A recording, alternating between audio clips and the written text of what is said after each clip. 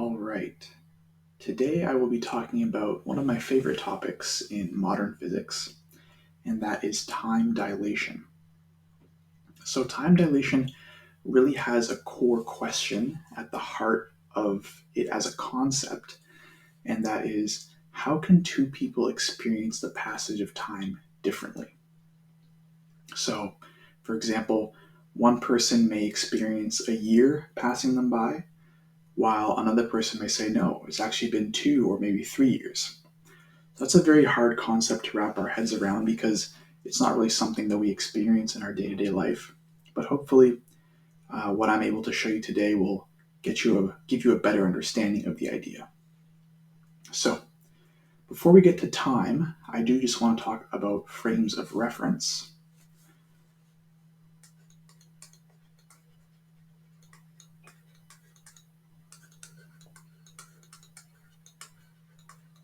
Because this will be the key to understanding how time dilation occurs. So in these two drawings I have an observer out in a patch of grass with some nice flowers. And then I have someone on a skateboard over here. So let's think about the perspective of the person on the skateboard. And they are moving this way. Let's say, 5 meters per second, which is pretty fast for a skateboard, but that'll do. So from the rider's perspective, the rider of the skateboard, if they were to throw this ball straight up into the air,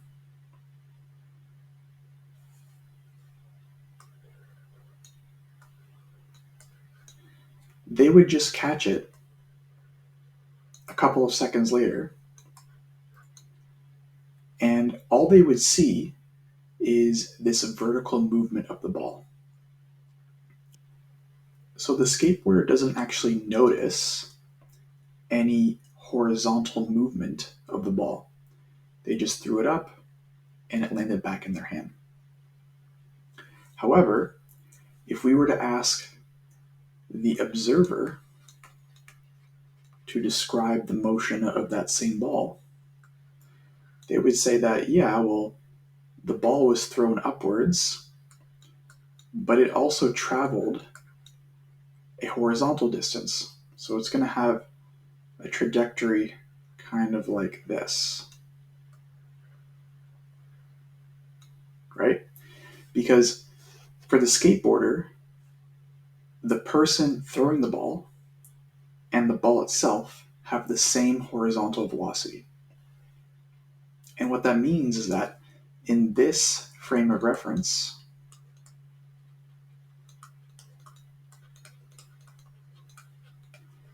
the horizontal velocity is 0, right? Because we can think of this as a system. The whole system is traveling at 5 meters per second.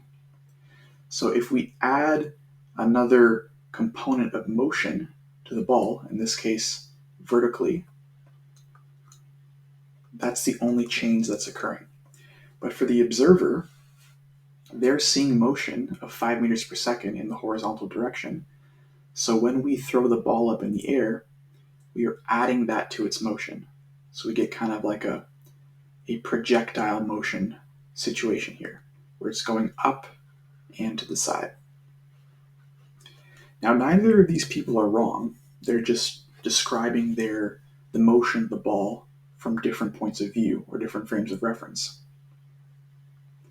So let's take this idea of frames of reference and apply it to time dilation. So in this scenario, our observer is just somebody on Earth, and the person in motion is on a rocket ship, if that was not obvious by the massive flame coming out of the back of this spacecraft.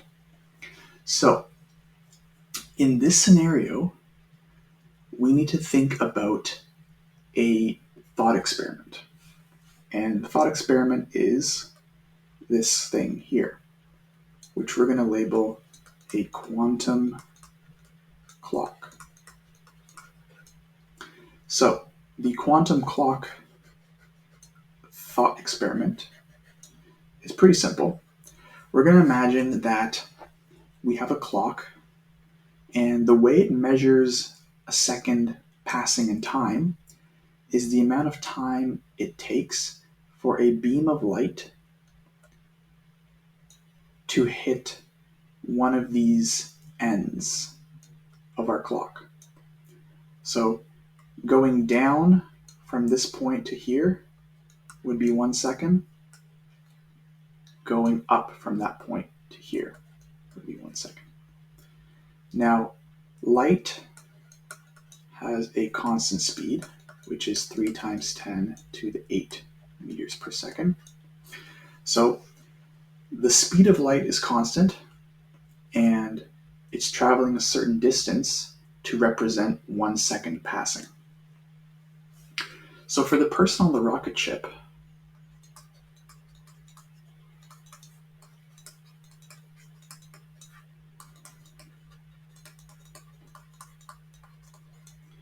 what they're seeing is the standard quantum clock, right? Everything in this frame of reference is traveling at the same horizontal speed. So this person right here, all they're observing is the vertical motion. Just like in the previous example with the skateboarder, they're throwing the ball up and all they see is the ball coming up and down. So all we're seeing here is light bouncing back and forth vertically. However, for the observer on Earth, things are a little different, right? Because what they're seeing is, okay, the light is traveling up and down, but since we're moving this way, we have a horizontal component of our movement. So really what they're seeing is light kind of traveling like this.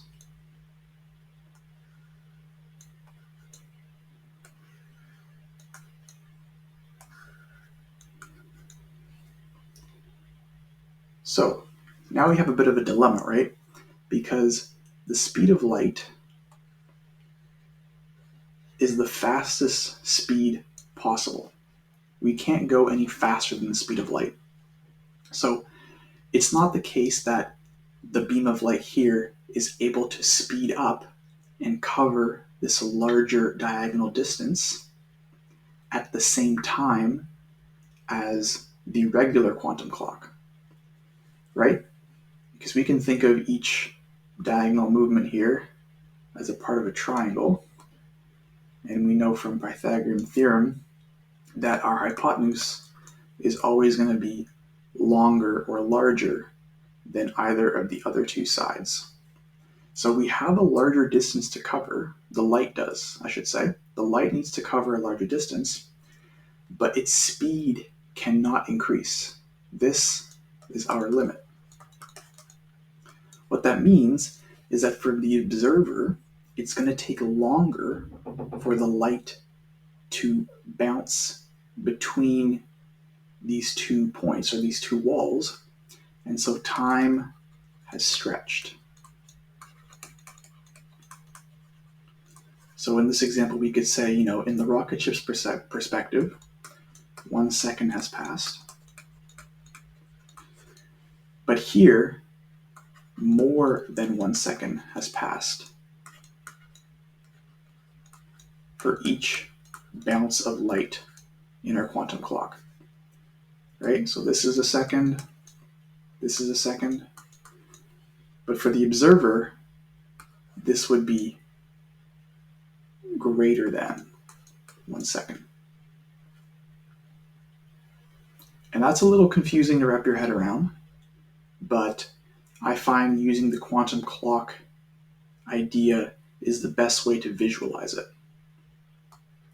So, what if we want some specifics in our numbers? Well, we have an equation for that. And we're going to use an example to work through it. So, if the spaceship in the previous example is moving at half the speed of light for a 10-year trip, how much time will have passed for an observer on Earth? So first we need to know the equation. Otherwise, this is kind of hard to start with. So I'm going to label this as the time for the observer. So this is the time that's passing for the person on Earth. And this will be the time for the person on the rocket ship. And all we do is we take this time and we divide it by the square root of 1 minus the velocity of our ship squared over the speed of light squared.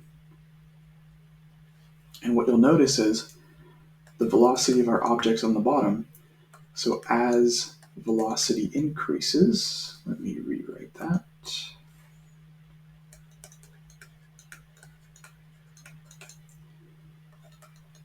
Time stretches even more. So let's think of our values here. The time that's passed for the person on the rocket ship is 10 years. And they're traveling at half the speed of light. So if we plug in these two values into our equation, we should be able to solve for the time that will pass for somebody on Earth. So let's get some more space and try that out. So we have 10 years up here. We know that the rocket is traveling at half the speed of light.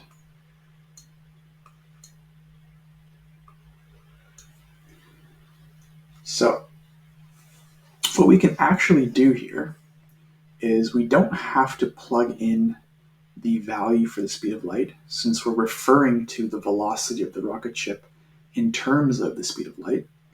So really what we can do is we can set c to 1, because we know that this is just going to be half of c.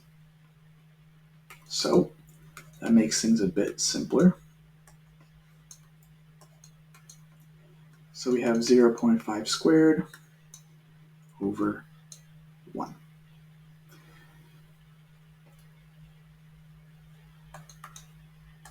And let's keep going with this.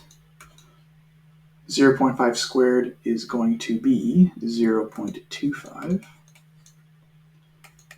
And so this will be the square root of 0.75. And we get roughly 11.5 years. So let's go back to our rocket ship drawing.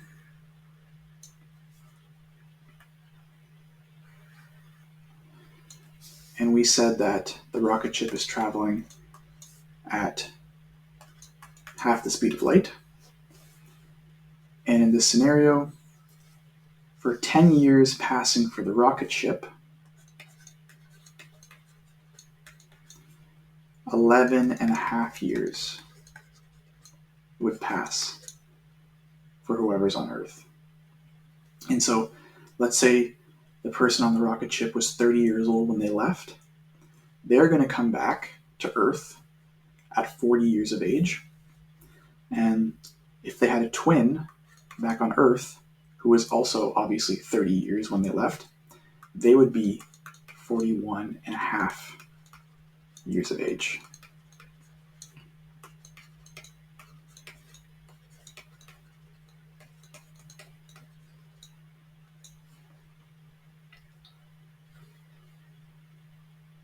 So I find this really interesting, mainly because, again, we don't really experience this in our day-to-day lives.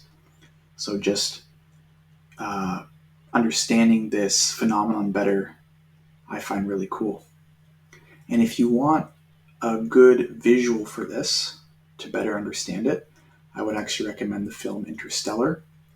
There's a great scene where two astronauts have to spend a little bit of time on a planet that is moving so quickly that 1 minute of their time on the planet is going to be quite a lot of time for whoever's waiting for them back on the rocket ship.